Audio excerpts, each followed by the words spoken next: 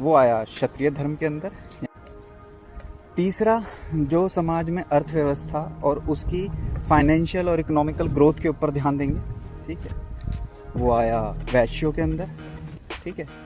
And जो health, hygiene, सेवा भावना का ध्यान रखेंगे, यानी सोसाइटी में ये जो मुश्किल काम है, ठीक है, साफ़ सफाई और इन चीज़ों का, क्योंकि ये कोई करना नहीं चाहता, क्योंकि इसमें खुद गंदा होना पड़ता है ना, तो अवॉइड करते लोग, ठीक।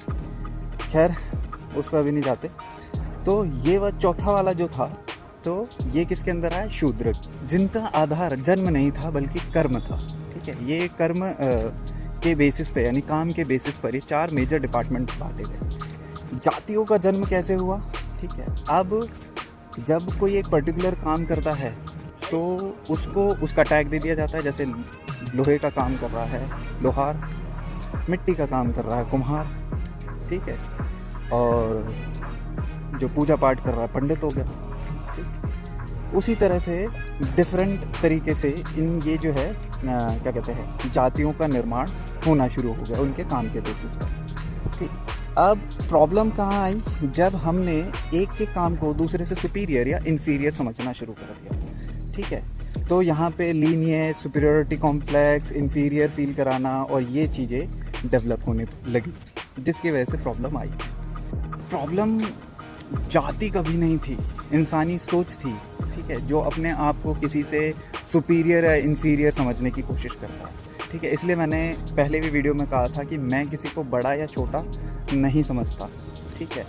उनके काम और उनके इंटेंट उसको छोटा या बड़ा बनाते हैं, ठीक है। तो जो रिजर्वेशन है, इसकी कॉम्प्लेक्सिटी को समझने के लिए सबसे पहले आपको इन चीज़ों को एक्सेप्टेंस देनी पड़ेगी, ठीक है, और चीज़ों की गहराइयों को समझना पड़ेगा। क्योंकि देखो यार, हम सब एक परिवार है, ठीक है।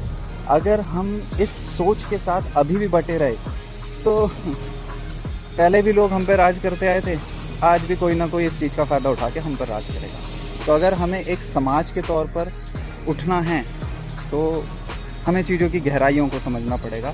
इतने सरफेस लेवल पर इन चीज़ों के सॉल्यूशंस नहीं मिलेंगे, ठीक। बाकी आपको क्या लगता है कमेंट में बताना, और मैं अगली वीडियो में कवर करता हूँ, ठीक है, जो आगे की बातें हैं। और आपको कुछ स्पेसिफिक डिस्कस करना है या कहना है या चाहते हो कि मैं उस पर बोलूँ, तो डेफिनेटली कमेंट कर देना।